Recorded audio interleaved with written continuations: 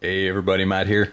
This is going to be a video response to gun websites, gun movies series that they kind of put out today. And I don't know if I think it's just kind of a little one-time deal, but if it was a, a permanent series that they did, it'd be kind of cool.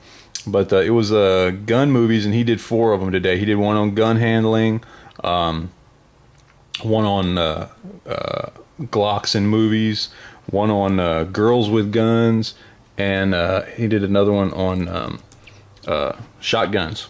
Anyway, I'm just gonna make a real quick, hopefully it'll be real quick, response here, especially to the gun handling and the girls with guns ones. As far as gun handling goes, and I mentioned this in the comment in that video, John Woo movies, man. John Woo was kind of the originator of really showing off guns being reloaded in movies, and he started that back in the late 80s in China, or Hong Kong actually.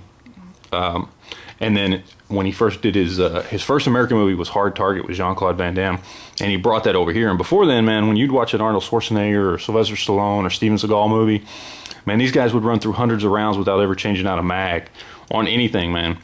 In fact, I was just watching another video for Mega Guerre, where he was showing a part in one of his videos of Commando, and it showed Arnold Schwarzenegger running through a mansion, shooting a bunch of guys with a shotgun.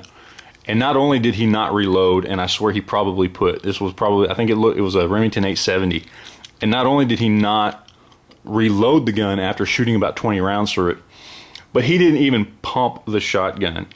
Okay, so that kind of gives you an idea of what the kind of stuff we were watching back in the 80s, before people like John Woo came along. But he actually did a really good job. I mean, stuff like Face Off, where he actually makes reloading the guns and running out of ammo, he actually makes it part of the plot, part of the story, to further the story along. It's really cool how he did that.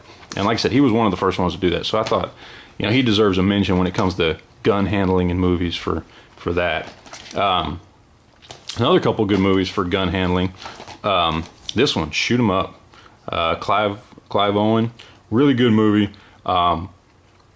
It's apparent, judging from movies he's done before this, that at some point before this movie he got some training on firearms, because his handling of them changed, and he did a really good job at this.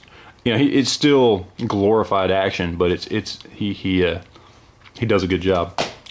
Same thing with this, glorified action, but some good gun handling in it.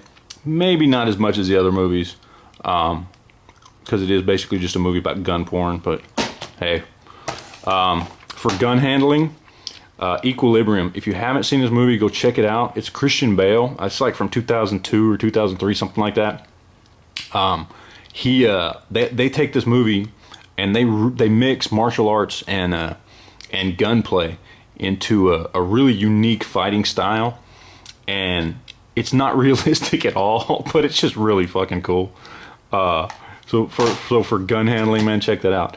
And I Am Legend, probably wouldn't think much of it, but if you watch the way Will Smith handles his especially his M4 in this movie, at some point he got some training. I don't know if it was specifically for this movie, but at some point he got some training, because he handles it very well. And then of course 24. Obviously there was training done for that movie when they were training the actors on how to handle their pistols, as far as keeping fingers off the trigger, and even their stance when they're in a shooting stance. It's very obvious that they got some training for that.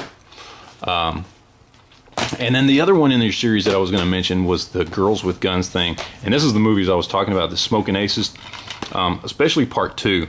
And you can see that chick right there, next to Vinnie Jones.